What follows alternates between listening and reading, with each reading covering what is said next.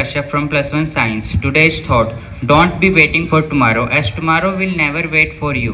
Therefore, tomorrow will always come tomorrow.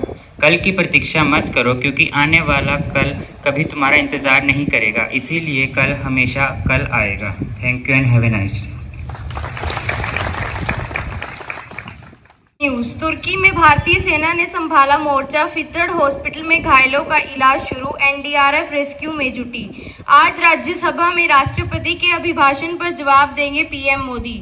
Ajit Doval बोले, आतंकवाद के खिलाफ मिलकर लड़ना होगा, अफगानिस्तान का साथ कभी नहीं छोड़ेगा भारत. गूगल को लगा झटका, विज्ञापन में BARD ने दी गलत जानकारी. अल्फाबेट के शेयरों में भारी गिरावट. Today's minimum temperature is 10 degrees Celsius and maximum temperature is 25 degrees Celsius. Thank you. Have a nice day. जनगण मन अधिनायक जय हे भारत भाग्य विधाता. पंजाब सिंध गुजरात मराठा द्राविड़ उत्कल बंग, विंध्य हिमाचल यमुना गंगा उच्छल जलधि तरंग.